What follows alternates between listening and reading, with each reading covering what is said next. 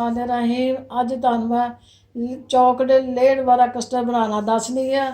1 kilo दूध, 4 चमचे custard दी, जरा थिक होना चाहिए, गाढ़ा होना चाहिए। 1 प्याली चीनी दी, ए चॉकलेट, 1 पैकेट जैली दा, ए जैली जरा ऊपर मतलब सजावट करने वास्ते ए देना, लेयर एदी देनी। आओ तुहानूं मैं ना कस्टर्ड बनाना दसनी है। ए होर मैं कस्टर्ड बनान लगी ते इच मैं चीनी ऐड करन लगी। बिस्मिल्लाहिर्रहमानिर्रहीम।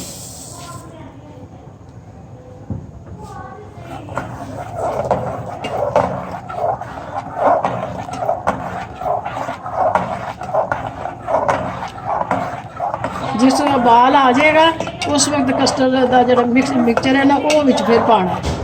बिस्मिल्लाहिर्रहमानिर्रहीम। मैं कस्टर्ड का मिक्सचर पान लगी। बिस्मिल्लाह।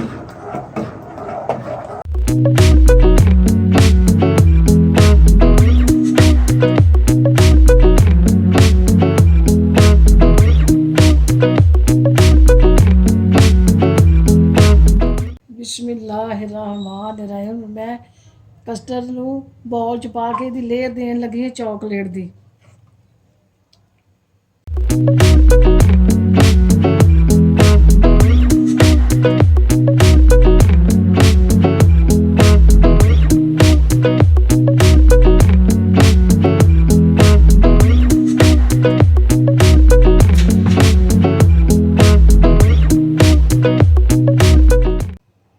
बिस्मिल्लाहिर्रहमानिर्रहीम। मैं चॉकलेट दी लेयर देन लगी है।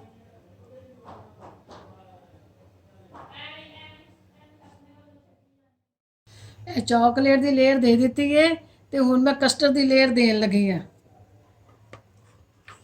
बिस्मिल्लाहिर्रहमानिर्रहीम।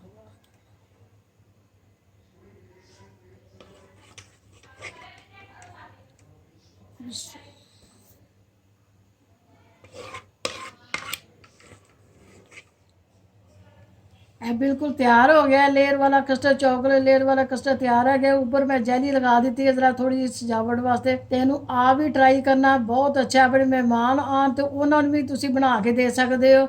ये स्वीट डिश बन जाती है तो और बहुत अच्छी, बहुत टेस्टी बनती है।